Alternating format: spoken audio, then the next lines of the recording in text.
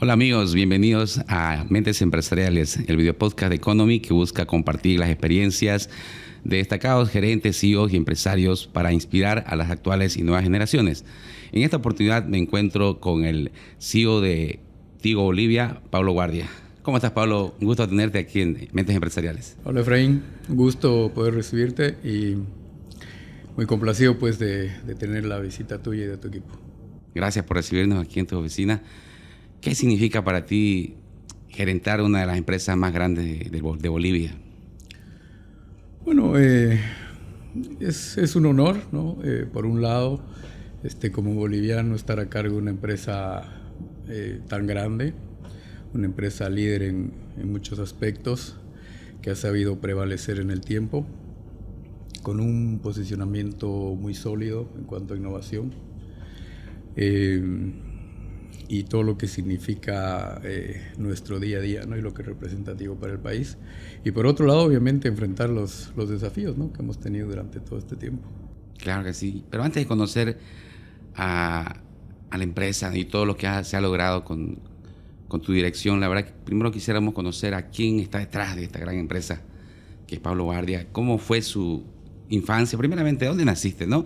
Mucho queremos conocer cómo fue tu infancia y tu adolescencia, un poquito para conocer. Nací en Beni. ¿En qué parte de Beni? En Guayaramerín. Ah, Guayaramerín. Me fui de muy chiquito a La Paz, porque mi papá era militar, y viví prácticamente 32 años de mi vida en La Paz, ¿no? Soy hijo de padres divorciados. Fuimos criados por mi papá. Yo tengo 2 hermanos mayores. Yo soy el menor. Y bueno, me considero una persona común, una persona simple. Empecé mi carrera de abajo. Yo vengo de abajo. ¿Dónde estudiaste? ¿En qué colegios? Estuve en el Colegio San Andrés de La Paz, en la zona sur. Y cuando abrieron la unidad educativa del ejército, bueno, mi papá como militar pues claro, hizo fuerza para que salgamos de ahí y bueno, salí de ahí, ¿no? En colegio. Pablo, ¿cómo es? Bueno, siempre dicen, ¿no? Ser hijo a veces de militares, uno piensa que es muy estricta la vida, ¿no? Coméntame un poquito, ¿cómo te ayudó más bien eso? ¿Qué lecciones de vida aprendiste de tu papá? A ver, lecciones de vida, bueno, muchas, ¿no? Yo me acuerdo mucho que mi papá me lo dijo varias veces, tratando de transmitirme sus valores, ¿no? Y siempre él me decía 2 cosas. Me decía, Pablo, no hagas daño a la gente, 1. Y 2, que no te señalen con el dedo, ¿no? Refiriéndose a mi integridad. O sea, nunca toques nada que no te pertenece. Y la verdad que eso me marcó la vida, ¿no? Es lo que he tratado de hacer en toda mi carrera profesional y en mi vida particular, de la misma manera, ¿no? ¿No quisiste seguir la carrera militar alguna vez? No, más bien uno de mis hermanos sí estuvo en el colegio militar, después lo dejó. Mi papá tenía ese anhelo, ¿no? De que uno de los 3 sea militar, pero no, ni uno se animó por la carrera. Pero bueno, yo vengo, como decía, de abajo. Vivía en un barrio muy humilde en La Paz, en Bolonia. Después ya nos trasladamos a Chumani, que era un barrio un poco más grande, más bonito. Ay, qué bueno. Pero, digo, una persona común, como cualquier otro, ¿no? Claro. ¿Y cómo te inclinaste por estudiar administración de empresas? ¿Qué fue lo que te atrajo de esa carrera? Bueno, ese momento uno no lo piensa tanto. No teníamos las herramientas que tienen hoy día los jóvenes, ¿no? De orientación vocacional, test y todo aquello. Pero yo sentía muy dentro mío que tenía que ser un generalista, ¿no? Un administrador de empresas es generalmente un profesional que sabe un poco de todo, ¿no? Entonces, por un lado es bueno en el sentido de que es muy versátil. Puedes trabajar en prácticamente cualquier lado, puedes tener un emprendimiento propio, pero quizás el desafío es también que no eres especialista o súper especialista en nada, ¿no? Entonces sabes un poco de finanzas, sabes un poco de administración, sabes un poco de macroeconomía, de marketing, etcétera, etcétera. Pero al final creo que no me equivoqué, ¿no? Porque creo que ha ido ha ido de la mano de mis desafíos profesionales y bueno, no me puedo quejar y creo que al final fue una buena elección. ¿Y te animaste alguna vez a emprender algún negocio en tus inicios cuando eras joven? Sí, algunos, lastimosamente, esta posición que ocupo ahora no te da mucha libertad, si quieres, para enfocarte en emprendimientos propios. No es un trabajo full time, nosotros lo llamamos full life, ¿no? Muchos viajes, ¿no? Claro. Muchas reuniones y además en una empresa grande siempre hay problemas, siempre hay cosas que atender. Entonces no he podido mucho enfocarme en mis emprendimientos personales. Ahora lo hago con mi esposa y bueno, algún rato pues llegará el momento, ¿no? Claro. Estaba leyendo un poco tu historia.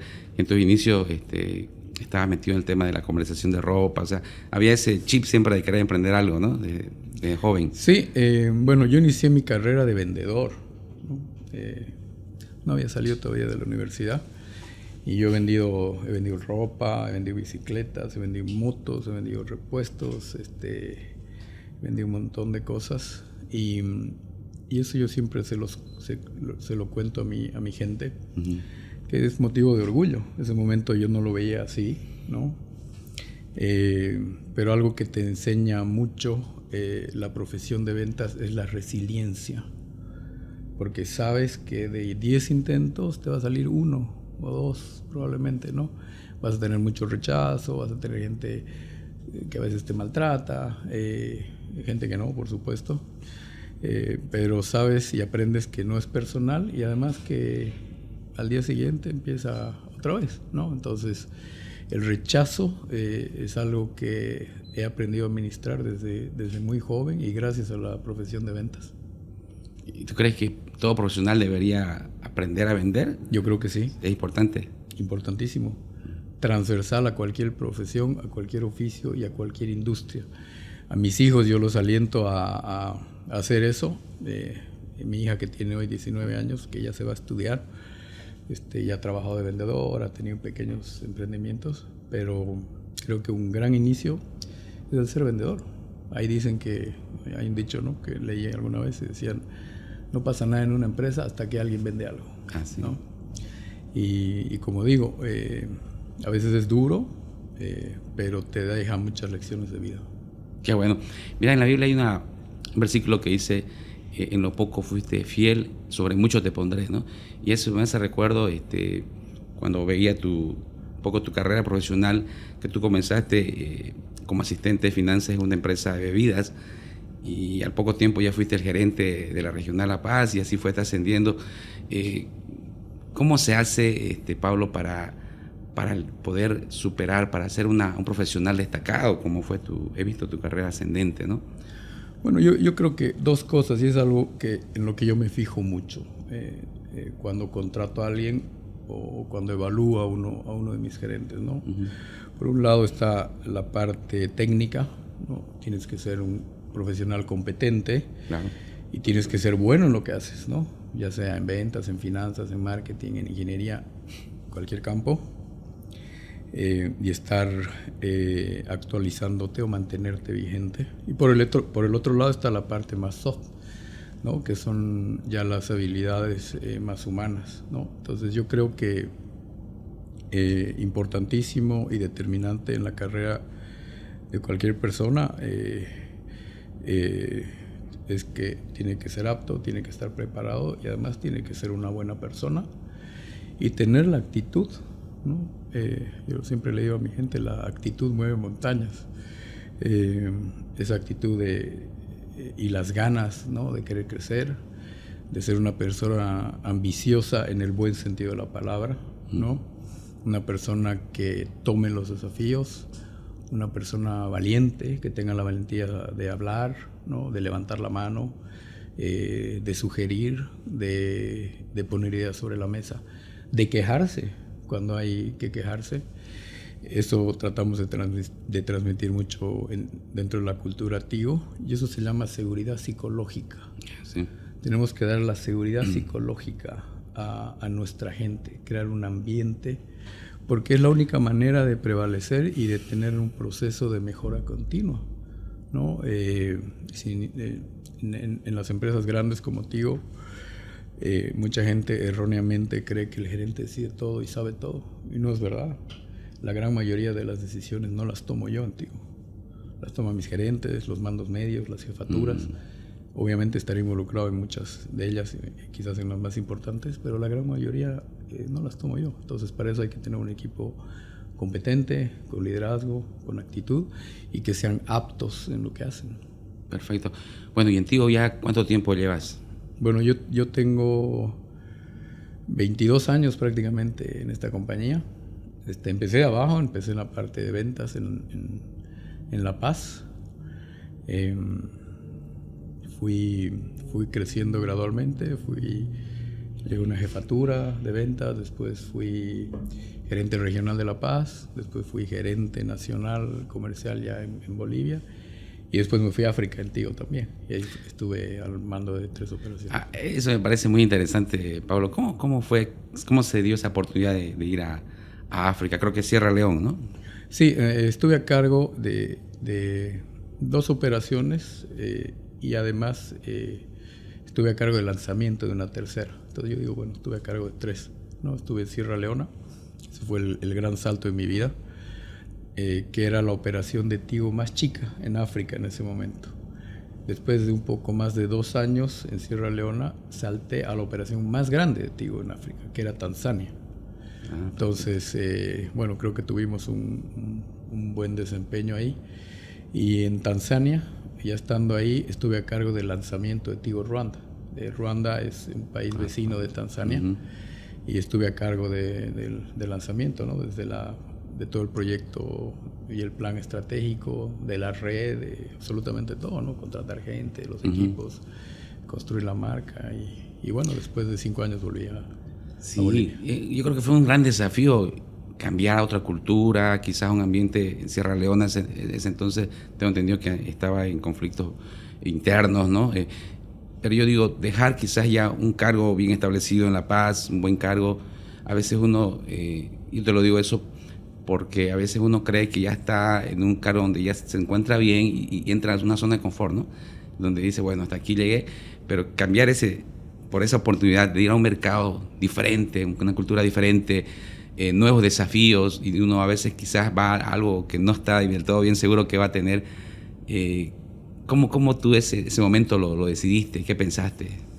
Bueno, tuve la suerte de que un ex jefe mío que había trabajado conmigo en La Paz, lo ascendieron y lo llevaron a África, ¿no? Era el gerente regional creo que eran 8 o 9 países, y fue el que me llamó, ¿no?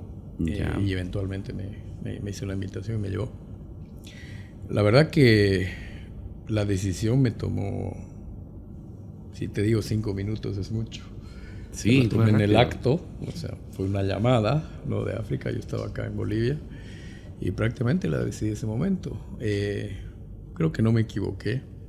Yo aspiraba obviamente crecer dentro de la compañía, y fue un desafío interesante, ¿no? Ir a Sierra Leona. Es un país que acaba de salir de una guerra civil muy cruenta, y cosas muy duras, pero bueno, creo que el gran mensaje ahí que puedo dejar es agarrar la oportunidad cuando se presente, ¿no? Y ser determinado, como lo fuiste. Claro, yo no soy de la gente que dice el tren pasa una vez. El tren puede pasar más de una vez.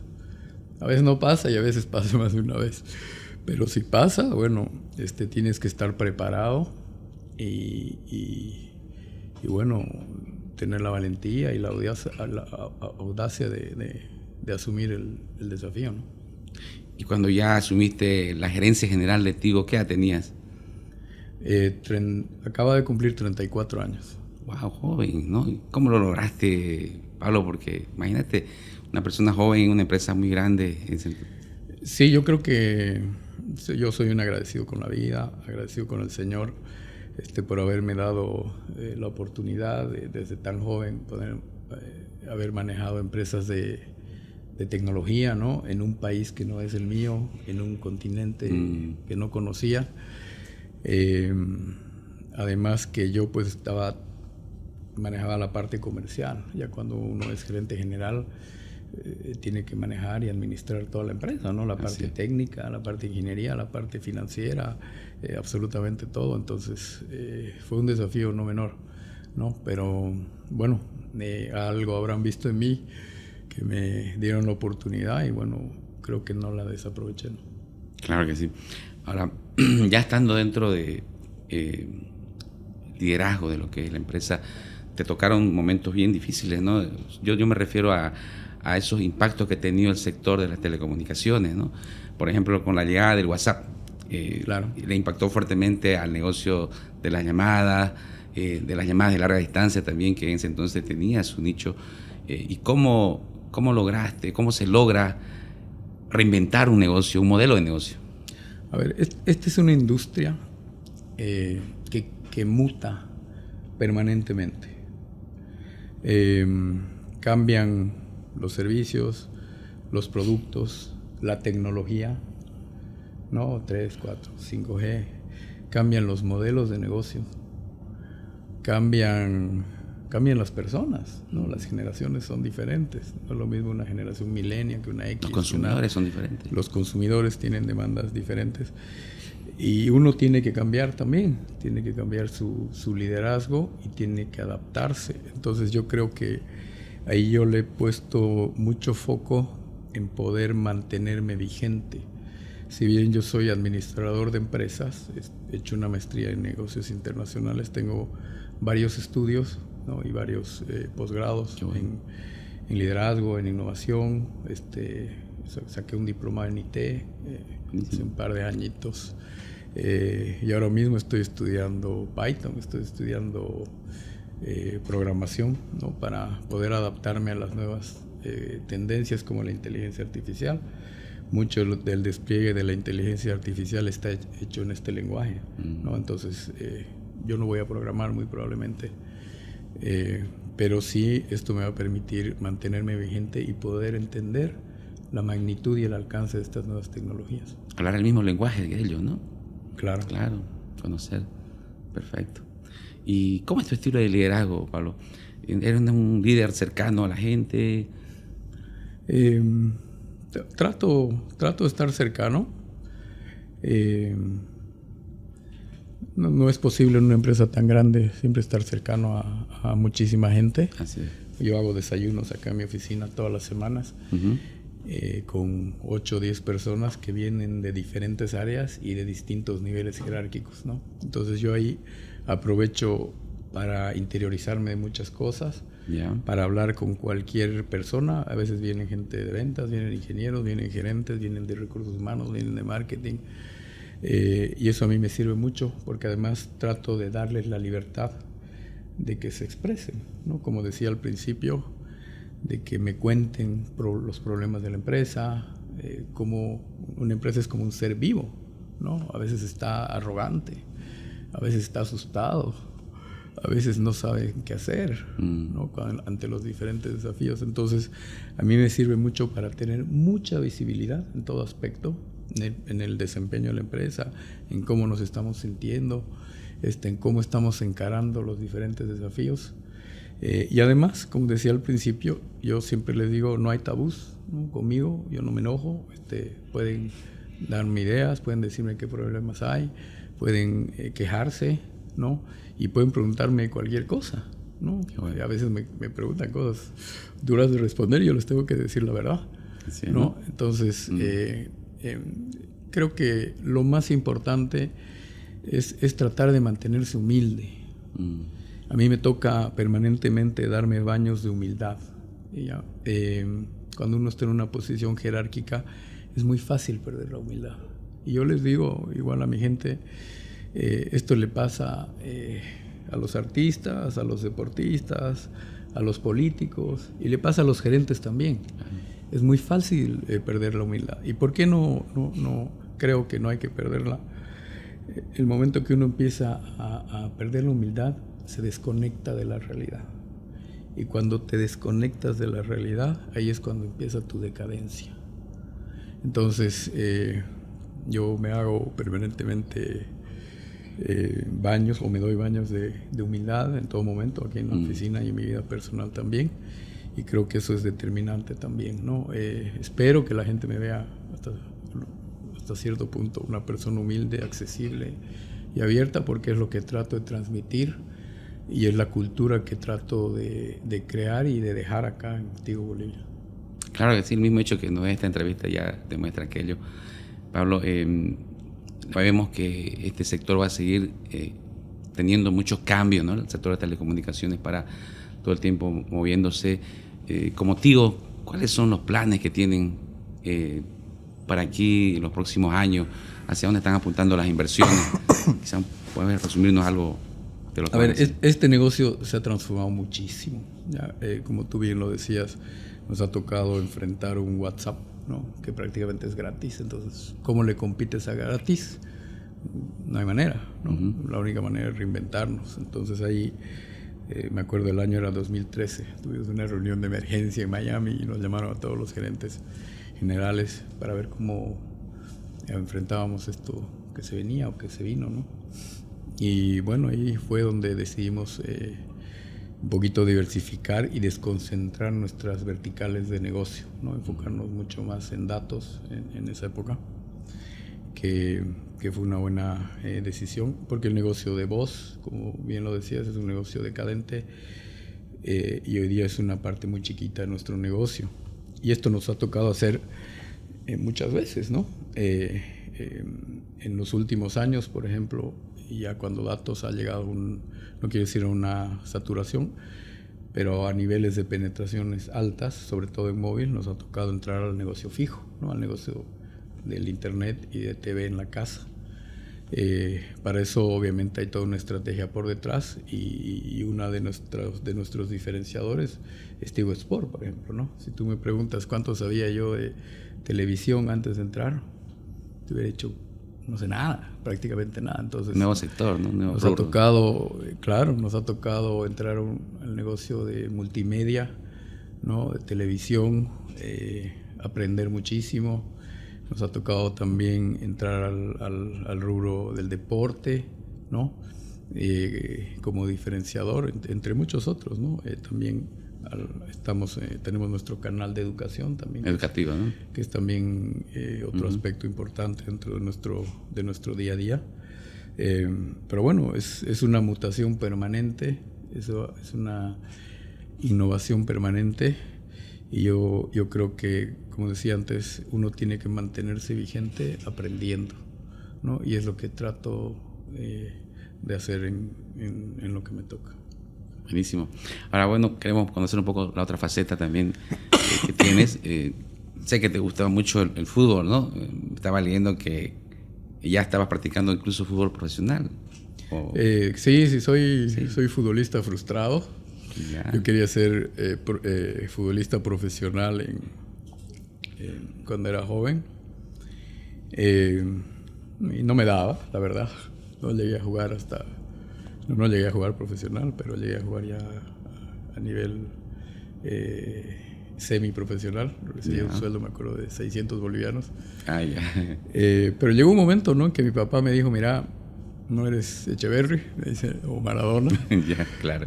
Y decidí vos, ¿no? Si vas a estudiar o qué, o te vas a dedicar al fútbol. Entonces, esa fue un hito quizás en mi vida de entrar a la universidad y terminar una carrera, ¿no?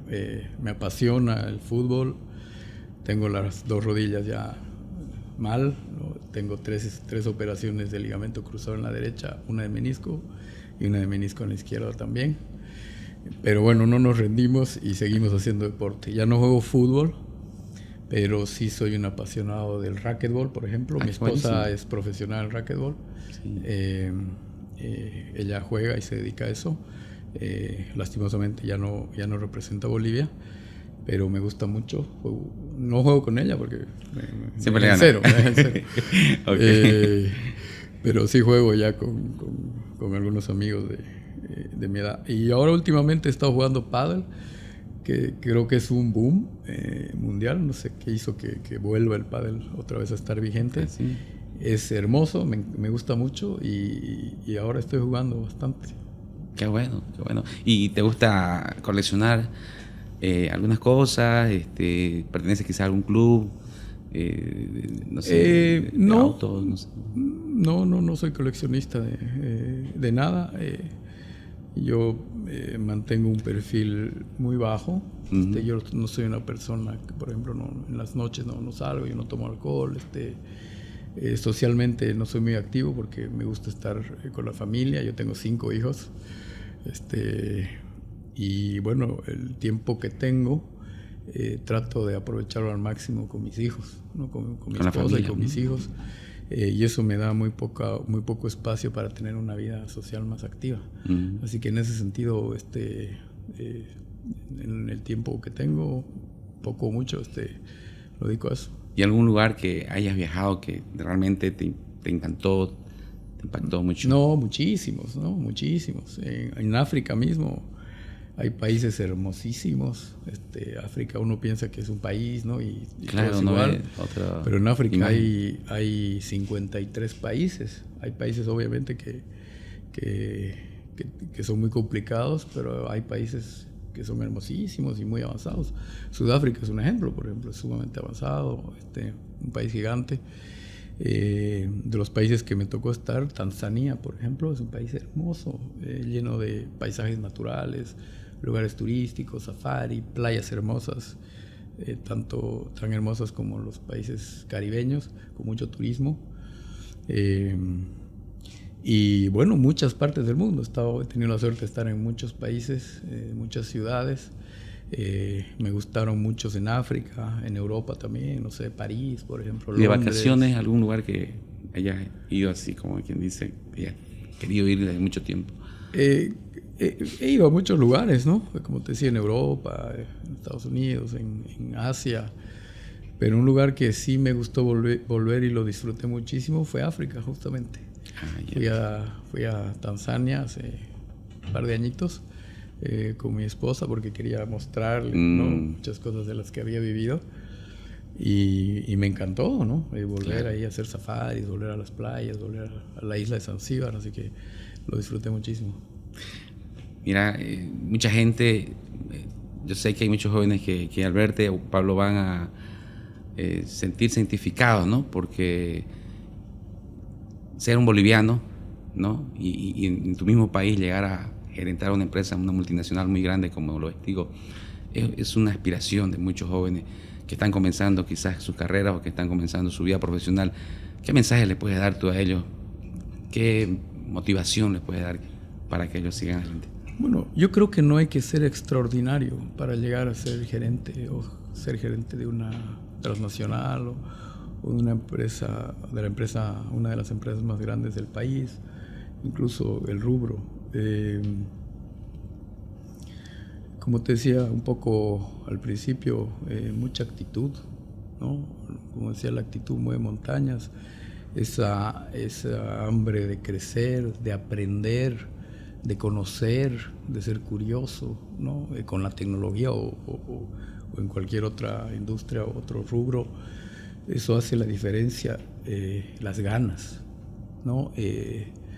Yo no creo mucho en las superestrellas, yo creo mucho en los equipos. Creo que las cosas funcionan cuando se hacen en conjunto y creo que el éxito en muchas de las cosas que hacemos se debe al trabajo en equipo, no a una persona, a un gerente o a una persona que destaque. Entonces yo creo mucho en eso, no hay que ser extraordinario para ser gerente o para ser gerente Tigo.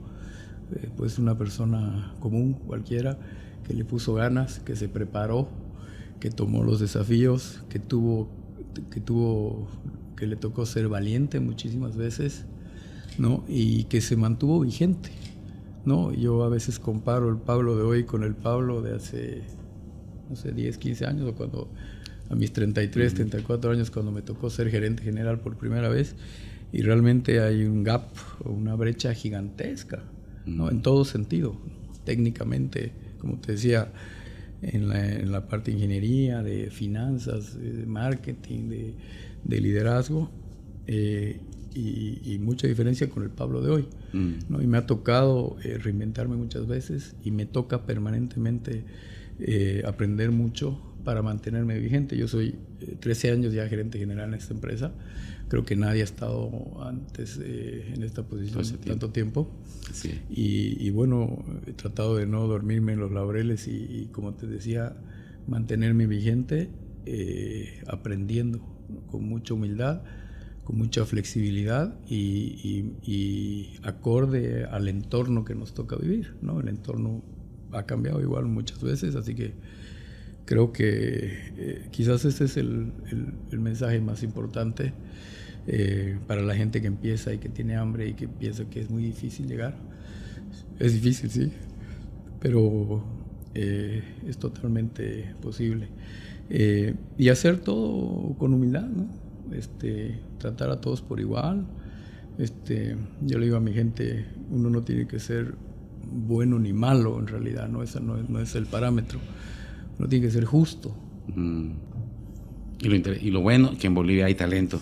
Muchas veces queremos traer de afuera, pero en Bolivia tenemos gente preparada, gente con ganas, gente que quiere salir adelante.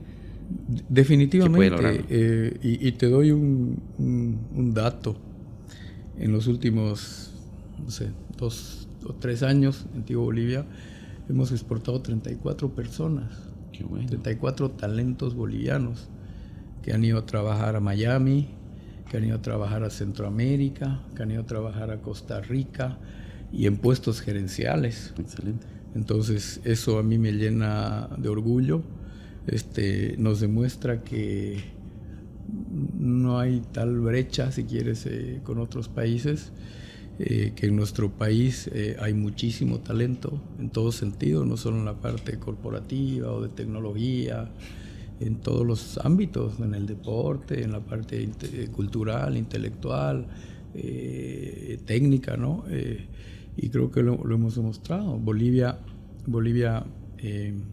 hace años, gran parte del equipo directivo eran extranjeros, ¿no? Entonces, ahora hemos tenido la suerte de exportar, ¿no?